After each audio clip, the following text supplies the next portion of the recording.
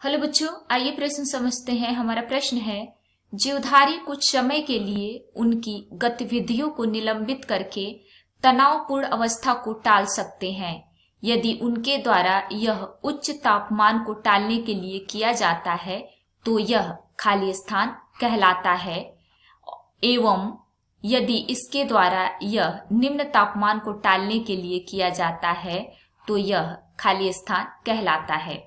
हमारा पहला विकल्प है एस्टिवेशन तथा माइग्रेशन, दूसरा माइग्रेशन तथा हाइबरनेशन, तीसरा एस्टिवेशन तथा हाइबरनेशन तथा चौथा विकल्प है हाइबरनेशन तथा एस्टिवेशन। आइए समझते हैं। बच्चों, सबसे पहले हम अपने प्रश्न की मुख्य अवधारणा को समझेंगे। मुख्य अवधारणा, हमारे प्रश्न में रिक्त स्थान की पूर्ति करना है तथा यह प्रश्न निलंबन प्रावस्था से संबंधित है। आइए लिखते हैं निलंबन अवस्था। आइए समझते हैं। बच्चों, सबसे पहले हम जानेंगे कि निलंबन अवस्था उच्च तापमान तथा निम्न तापमान में क्या होती। आइए उच्च तापमान को समझते हैं। उच्च तापमान को कुछ जीव सह नहीं पाते हैं तथा ग्रीष्म निष्क्रियता में चले जाते हैं। कहाँ चले जाते हैं बच्चों? ग्रीष्म निष्क्रियता। और ग्रीष्म निष्क्रियता में जाने के कारण उनकी उपापचयी क्रियाएं धीमी हो जाती हैं। उपापचयी क्रियाएं जीवों की क्या हो जाती है? धीमी हो जाती है और ये सुसुप्तावस्था में चले जाते हैं।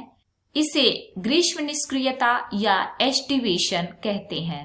एस्टिवेशन। और अगर हम उदाहरण की बात करें कि एस्टिवेशन में कौन कौन से जीव जाते हैं, तो इसमें होगा मेढक तथा कुछ मछलियां एस्टिवेशन अवस्था में चले जाते हैं। इसी प्रकार हम जानेंगे कि निम्न तापमान के हो जाने पर कौन सी निलंबन प्रावस्था होती है।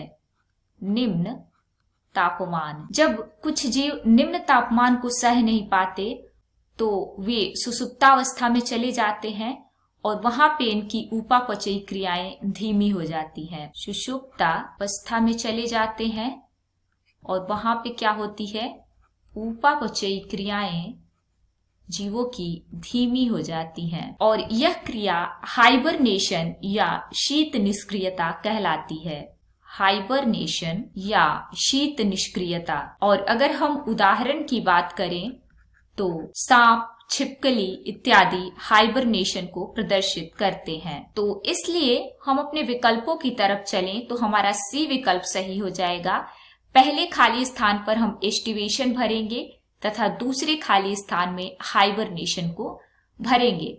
आइए देखते हैं। जीवधारी कुछ समय के लिए उनकी गतिविधियों को निलंबित करके तनावपूर्ण अवस्था को टाल सकते हैं यदि उनके द्वारा यह उच्च तापमान को टालने के लिए किया जाता है तो यह एस्टिवेशन कहलाता है, एवं यदि उनके द्वारा यह निम्न तापमान को टालने के लिए किया जाता है तो यह हाइबरनेशन कहलाता है। उम्मीद है आपको प्रश्न समझ में आया होगा। धन्यवाद।